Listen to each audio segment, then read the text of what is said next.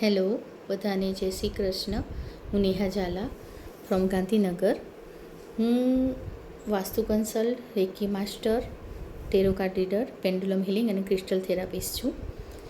અચ્છા, આજે આપણે વાત કરવાની છે જે આપણે આજે સંઘર્ષ, નારીની સંઘર્ષ કથા, જેનું આપણું પુસ્તકનું વિમોચન થાય છે. અને જે આમ તો આપણે કેવું છે કે 8 માર્ચ સૌથી પહેલો તો આપણા માટે આજે ખાસ બનાવવામાં આવનાર ઉન્નતિબેન શાહનો ખૂબ ખૂબ આભાર માનું છું.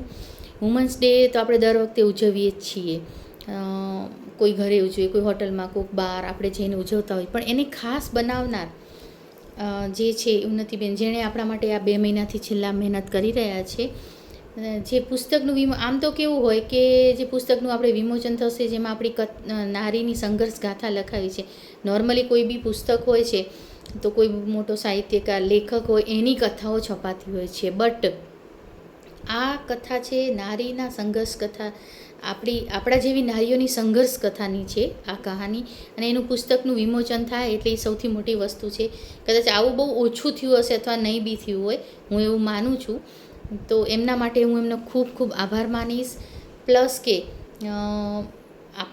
આપણને આ દિવસને ખાસ બનાવનાર, આપણા ઘરની અંદર, આપણા સમાજની, આપણા કુટુંબની અંદર આપણને જે માન સન્માન અપાવનાર ઉન્નતિબેન અને એમની ટીમનો બી હું ખૂબ ખૂબ આભાર માનું છું કે આપણને આ એક મંચ ઉપર આ 55 બહેનોની સંઘર્ષ ગાથા પુસ્તકનું વિમોચનમાં આપણી કહાની છે પોતાની, નહીંતર આ કહાની આપણી ઘરની અંદર જ રહી જાત.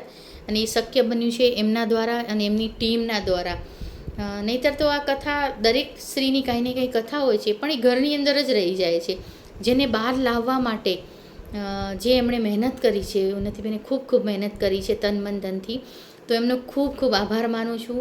હું ઓલરેડી એમની સાથે 7-8 વર્ષથી જોડાયેલી છું. હંમેશા એ મને સપોર્ટ કરતા રહે છે. હું વાસ્તુ એમની પાસે જ શીખી હતી અને એમણે જ મને આ ફિલ્ડમાં આગળ આવવાનું કીધું અને હું આ સ્ટેજ ઉપર આજે આવી છું. એમના માટે હું એમનો ખૂબ ખૂબ આભાર માનું છું. એમની આખી ટીમનો, આ ટીમ અને આ કાર્યમાં વુમન કેર ફાઉન્ડેશનમાં સહયોગ આપનાર દરેક વ્યક્તિનો ખૂબ ખૂબ આભાર. અસ્તુ.